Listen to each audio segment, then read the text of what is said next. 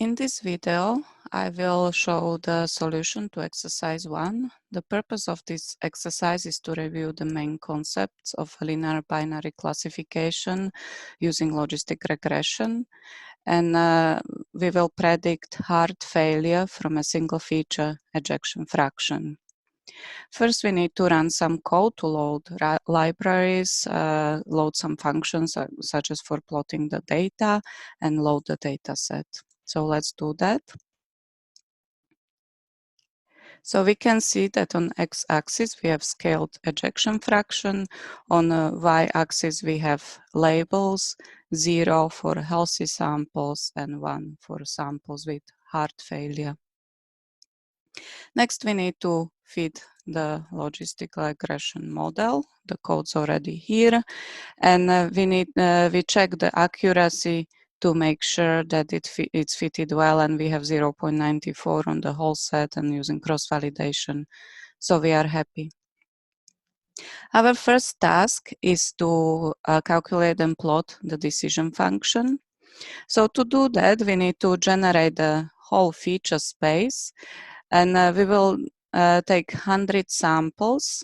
And if we want to know which interval we should sample, we can just look at the plot. We see that it goes from minus 2.5 to 2. So that's what we'll do. We get 100 samples from this interval, and the code's already here.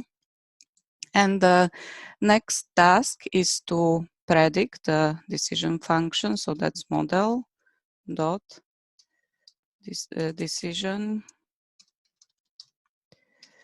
function on the feature space X. So that's good, and now we need to plot it. So on x-axis we have the feature space, on the y-axis the outputs of the decision function.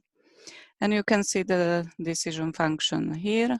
So you see that on y-axis we suddenly have a much larger range because the values of decision function take much larger range than 0 and 1, as it is for the labels.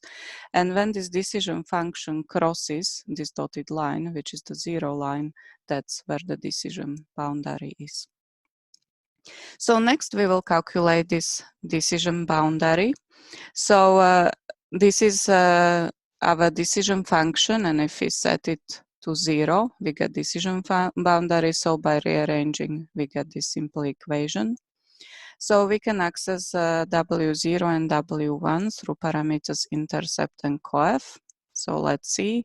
So they are there, but they are in a NumPy array. So we need to extract the actual values. So model dot intercept, and then this is 1D array, so we just take first element like that, model dot coef, and this is 2D array, so we need to put 2 indices for the first element. And there we go, we have our coefficient. So now we just need to apply this equation. So minus W0 divided by W1. And we see that decision boundary is 0.15. Next we plot it, the code is already here, and there we go. That's our decision boundary. The next task is to plot the probabilistic prediction. So for that we do model dot predict proba, again on the whole feature space for the plotting. So we see that this predicted probability have shape 100 times 2. 100 is for 100 samples of the feature space, and 2 is because we have two classes.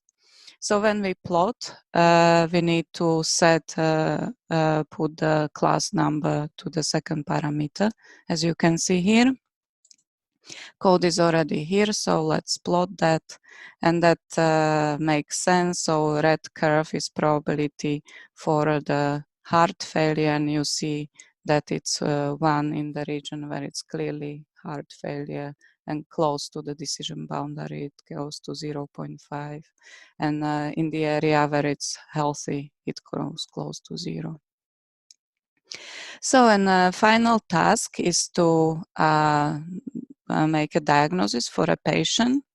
So this patient had an MRI scan and his ejection fraction is 40%, and we have to decide whether he has high heart failure and calculate confidence in this decision.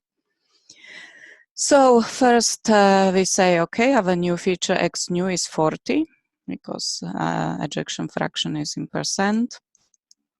But we need to convert it to the right shape for prediction. First, we need to make it into an NumPy array, then reshape to 2D array, and we need to scale it as well. So note that we use function transform here, not fit transform, because the scalar is already fitted and we want to apply the same transformation that we fitted to the training data. So that's it. We'll get it to the right shape and print it out. Now when it's in the right shape, we can do model.predict